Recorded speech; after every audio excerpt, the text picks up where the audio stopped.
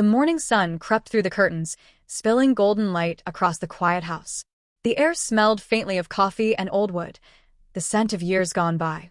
Maria sat at the oak kitchen table, her hands wrapped around a mug she didn't really drink from anymore.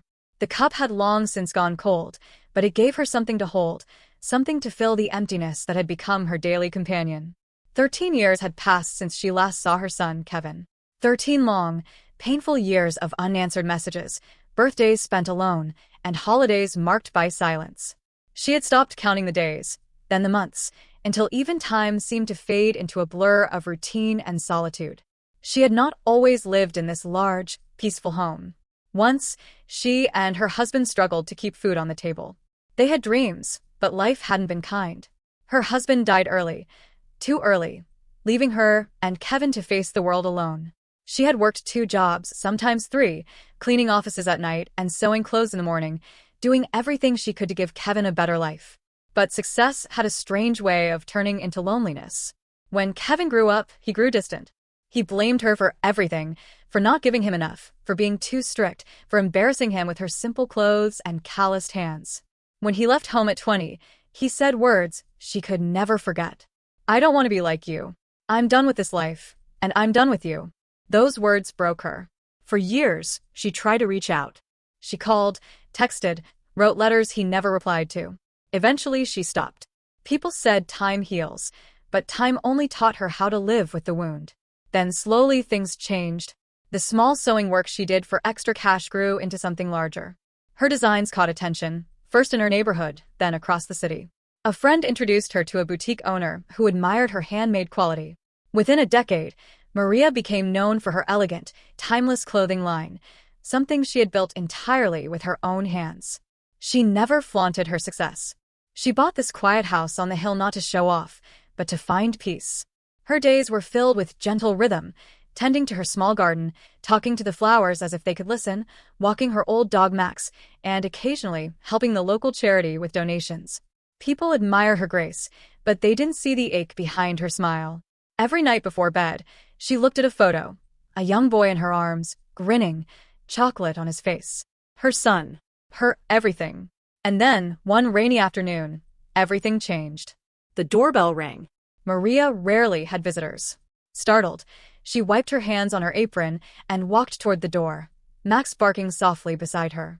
Through the glass, she saw a man standing on her porch, tall, well-dressed, with designer luggage at his feet. His hair was neatly styled, his shoes shined, and beside him stood a woman holding an umbrella, beautiful, sharp-eyed, her expression impatient. When Maria opened the door, the world seemed to stop. "Kevin," she whispered. He smiled faintly, though it wasn't warmth that filled his face. It was something else. Confidence. Entitlement. "Hi, Mom," he said, his voice smooth, unfamiliar. "It's been a while." The woman beside him, his wife, Maria assumed, gave a polite but distant nod. "We were just in the area," Kevin continued, stepping forward without waiting for an invitation. "Heard about your success. I didn't know my mom had turned into such a big deal. This house, it's incredible." Maria's heart twisted. He was looking around, admiring the furniture, the chandelier, the polished floors, not her. Not the mother who had waited years for this moment. "Come in," she said softly, stepping aside. As they entered, the scent of rain followed them. Kevin's wife placed her expensive bag on the couch like she owned it. Maria watched silently, unsure whether to smile or cry. "You must be tired," she offered. "I can make some tea." "Actually, Mom," Kevin interrupted, exchanging a look with his wife, "we were hoping to stay here for a while. Just until we figure things out." She blinked. "Stay? For how long?" "I don't know. Maybe a few months," he said casually. "You have all this space anyway. And family helps family, right?" The words hit her like a storm. 13 years of silence, and now he stood in her living room, speaking like nothing had happened, expecting to move in. Maria forced a smile. "Of course, Kevin. You can stay." But deep inside, something broke, and something else awoke. A quiet strength she didn't know she still had. That night, as Kevin and his wife slept in the guest room, Maria sat by the window with her old photo album open on her lap. She looked at every picture, every memory of a boy she once knew, and realized the truth. He hadn't come back for love. He had come back for comfort. And this time, she would not be the one left broken. The next morning began with the smell of expensive perfume, not Maria's usual lavender, but something stronger, foreign. When she came downstairs, she found Kevin's wife in the kitchen, opening cabinets like she owned them. The marble counter was scattered with coffee pods, crumbs, and a half-open cereal box. "Good morning," Maria said politely. The woman barely looked up. "Morning." "I was just looking for almond milk. You don't have any?" Maria smiled gently. "No, dear." "I usually drink regular milk." The woman shrugged. "Oh." "Kevin doesn't like that. I'll have to order groceries then." As she spoke, Kevin entered, scrolling through his phone, wearing Maria's late husband's old robe, the one she kept for memory's sake. He looked comfortable, too comfortable, as though he had never left. "Mom, I hope you don't mind. We'll need the guest room changed a bit," he said casually. "The bed's a little small, and we'd like a bigger TV in there. Also, I'm thinking of setting up my workspace in your office. You're not really using it, right?" Maria's lips parted slightly, but she said nothing. She simply nodded. "Of course, dear." He smiled, satisfied, and walked away. It wasn't anger that filled her, not yet. It was something colder, heavier. Disbelief. The way they moved through her home, her sanctuary, reminded her of how people walk through hotel lobbies. Entitled, temporary, detached. By noon, Maria quietly retreated to her sewing room, the one place they hadn't yet touched. The sound of fabric cutting, of the sewing machine humming, was her comfort, the sound of her life's work. Each thread told a story, each stitch a scar she had learned to turn into art. She remembered when Kevin was little, how he'd sit beside her and play with the colorful spools of thread. He'd laugh when she'd tickle his nose with a feather she used for embroidery. She could still hear his tiny voice saying, "When I grow up, I'll buy you a big sewing shop, Mama." She smiled sadly. Children make promises the future steals. Later that day, she heard laughter from the living room. Kevin and his wife were sitting on the couch, watching TV, ordering takeout from their phones. The sound of their careless laughter stung like salt on an open wound. When Maria walked in to collect the empty teacups, she heard Kevin's wife whisper, "I can't believe she lived like this before. It's nice, but so old-fashioned." Kevin chuckled. "Yeah, but it's comfortable. And once she's gone, all this will be mine anyway." The world stopped for a second. Maria froze in the doorway, her hands trembling slightly around the cups. Her heart didn't break this time, it hardened. She didn't say a word. She just turned away, carried the cups to the sink, and washed them slowly, one by one. The running water hid the quiet tears that slid down her cheek. That night, she lay awake in her room, staring at the ceiling. The clock ticked softly, the rain tapped against the window, and her mind replayed their words. Once she's gone, for years, she had dreamed of seeing her son again, dreamed of hearing him say he was sorry, that he missed her, that he still loved her. But dreams have a cruel way of turning into mirrors. They show you what you want until you see what's real. The next morning, Maria woke early. She made breakfast for everyone, as she always used to, pancakes, eggs, and coffee. Kevin and his wife came down late, still in their designer pajamas. "Wow, Mom," Kevin said, surprised. "You didn't have to go through all this trouble." "It's no trouble," she said, smiling faintly. "After all, you're my son." They ate quickly, barely thanking her. Kevin's wife scrolled through her phone the entire time. When they were done, they left the dishes on the table and went shopping, using Maria's car. When the house grew quiet again, Maria sat alone at the table, surrounded by half-empty plates. Her fingers traced the edge of her cup slowly. She wasn't sad anymore. She was calm. Strangely calm. That afternoon, she made a phone call to her lawyer. "Good afternoon, Miss Santiago," said the voice on the other end. "Hello, Mr. Clark," she said softly. "I need to make some changes to my will." There was a short pause. "Of course. May I ask what kind of changes?" Maria's eyes drifted toward the window. Kevin's car pulled into the driveway, music blasting, his wife laughing loudly beside him. "I'd like to leave everything to someone who truly understands what love means," she said. The lawyer didn't question her tone. Understood. I'll prepare the papers. As she ended the call, Maria felt the faintest smile tug at her lips. Not of revenge, but of peace. Days passed. Kevin and his wife settled in like they had always belonged there. They hosted small parties, invited friends, used Maria's wine collection, and took pictures of the house for social media. My mother's villa, Kevin would say proudly. Will probably take over once she retires. Maria said nothing. She cooked, smiled, and listened. She became invisible in her own home, a ghost they ignored. But she was watching, listening, remembering. And she was planning something that would remind her son what family truly meant. Something that money couldn't buy. The days slipped by like silent pages of a book Maria no longer wanted to read. Her once peaceful home had turned into a place of noise, laughter, and self-importance that didn't belong to her. But Maria was patient. She had learned, through years of struggle, that storms don't need thunder to destroy. Sometimes, all they need is quiet persistence. Kevin and his wife, Alicia, had taken over the house completely. They used her car, filled the fridge with imported food, and left clothes scattered across the guest room like it was a hotel suite. Alicia even started redecorating the living room. One afternoon, Maria walked in to find her old family photos replaced by glossy art prints. "Where are the pictures?" she asked softly. Alicia smiled, not even turning from the wall. "Oh, those? I put them in the storage room. They didn't match the theme. We're going for a more modern vibe now." Maria's fingers curled slightly, but her voice stayed calm. "I see. It's your home now, isn't it?" Alicia laughed. "Oh, don't be silly. Of course not. But you have to admit, it needed a little upgrading." Maria nodded slowly, her eyes steady. "Yes, upgrading." That night, Maria sat in her sewing room long after everyone had gone to bed. The small lamp cast a warm glow over the table. In front of her lay a half-finished dress, soft ivory silk with hand-stitched details. It was meant for a charity auction, but tonight it became something else. With every thread she wove, she thought of her son, of the boy who once hugged her before school, of the man who now barely said thank you. By dawn, the dress was finished. Maria held it up gently, her tired eyes softening.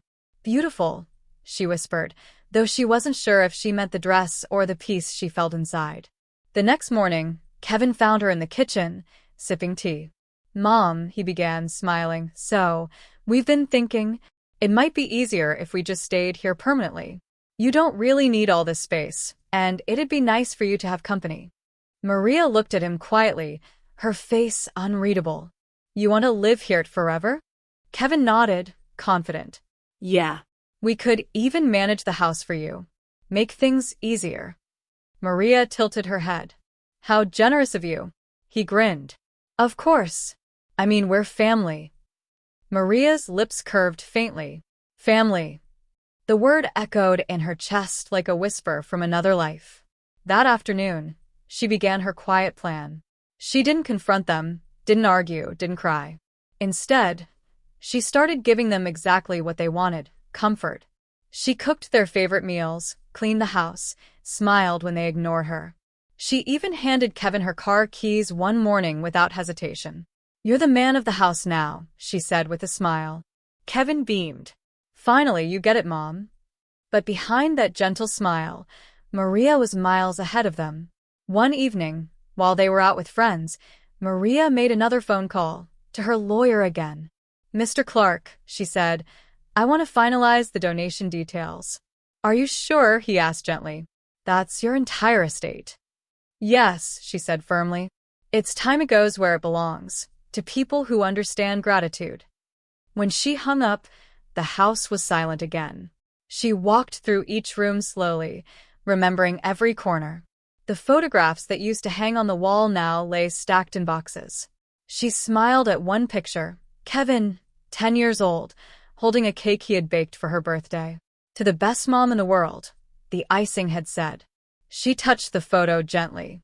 "You were right once," she whispered. "I was the best. You just forgot."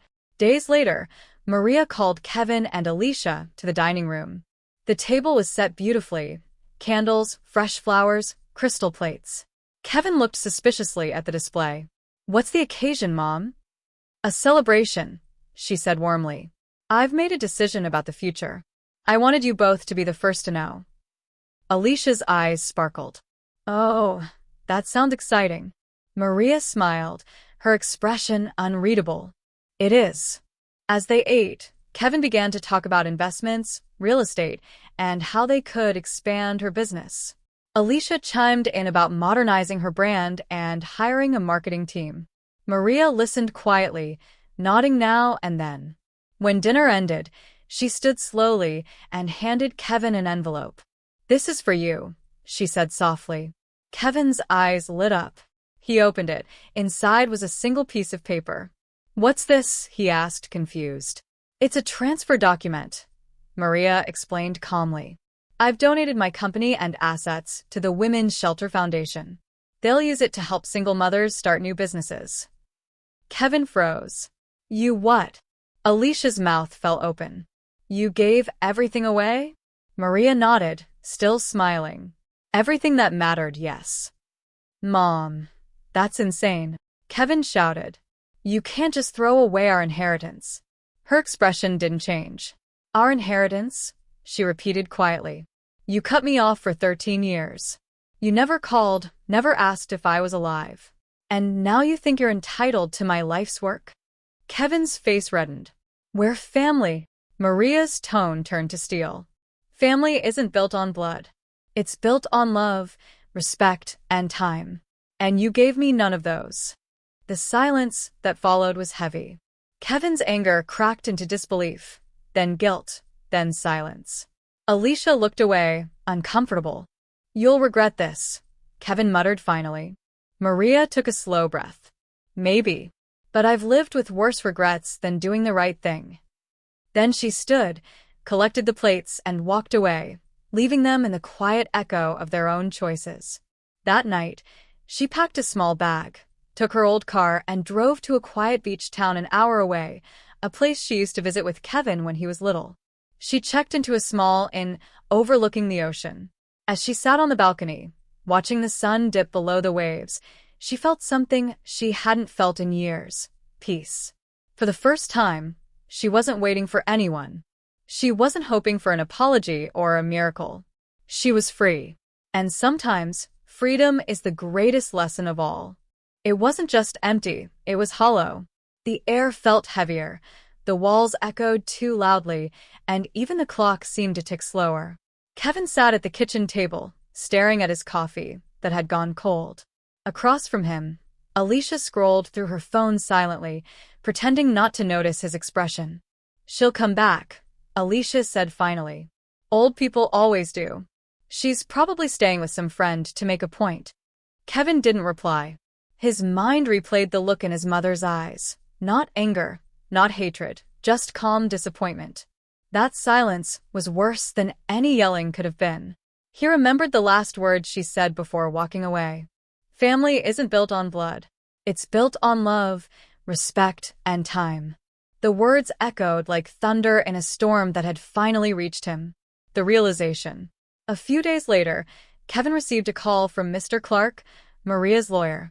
"Mr. Kevin," the lawyer said politely, "your mother asked me to inform you that her house and accounts have been officially transferred. She left a letter for you. I'll send it by courier." Kevin's chest tightened. A letter?" "Yes," Clark said softly. "She wanted you to have it after everything was finalized." That evening, the letter arrived, thick cream paper, his mother's neat handwriting on the front. For Kevin, his hands shook as he opened it. Maria's letter. "My son, when you were little, you used to follow me around the house, asking 100 questions every minute. You'd bring me dandelions and tell me they were golden flowers. I never corrected you. I didn't want to ruin the beauty of how you saw the world. I've missed that boy, Kevin. The one who believed love didn't need to be earned by things. I don't blame you for becoming who you are. The world changes people, and sometimes pain hides behind pride. But I couldn't watch you forget kindness, not when it's the one thing that kept us alive all those years. The money the company, the house, they were never the point. I built those things because I wanted to prove that we could survive. But you, my son, you were always the reason I worked so hard. I hope one day you'll understand that wealth isn't what makes you rich. It's who stands beside you when you have nothing. I'll always love you, but I have to love myself too now. Kevin read the letter twice, then 3 times, until the ink blurred behind his tears. He hadn't cried in years, not since he was a child. But now, he felt that hollow space in his chest crumble. Breaking point. For the first time, Kevin saw the house the way Maria must have seen it, filled with strangers' laughter, cold decor, and no warmth. He looked around at the walls Alicia had repainted in shades of gray, the lifeless art, the silence. It wasn't a home. It was a stage for selfishness. Alicia, he said quietly, maybe we should go. She frowned. Go where? I don't know. Somewhere smaller. Simpler. Maybe start over. Alicia scoffed. Are you serious? We just got comfortable here. You're not really going to let your mother guilt-trip you, are you? Kevin's voice hardened. She didn't guilt-trip me. She reminded me what I lost. Alicia rolled her eyes. You're being dramatic. No, he said, standing. I'm being honest. That night, Kevin packed a small bag just like his mother had.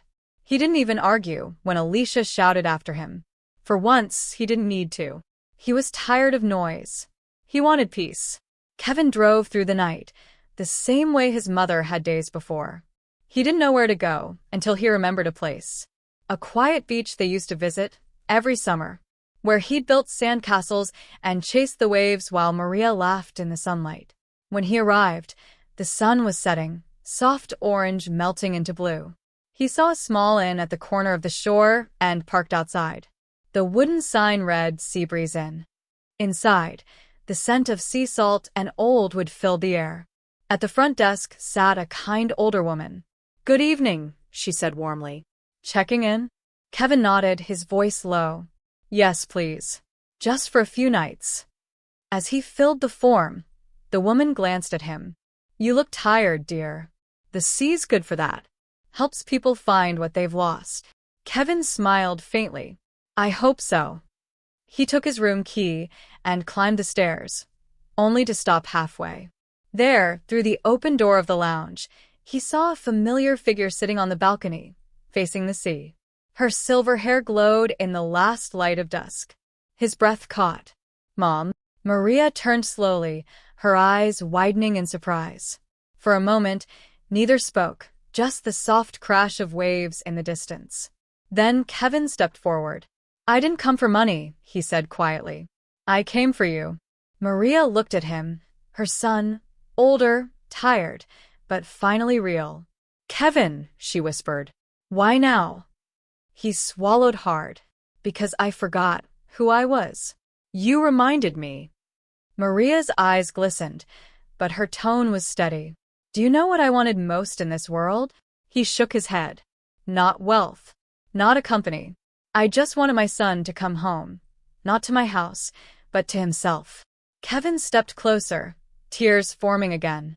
I'm sorry, Mom. For all of it. Maria reached out, touched his face gently, and smiled. Then that's enough. They sat together quietly, watching the sun disappear beneath the horizon. No more anger, no more pride. Only the sound of the waves filling the spaces that had been empty for too long. That night, Kevin stayed at the inn.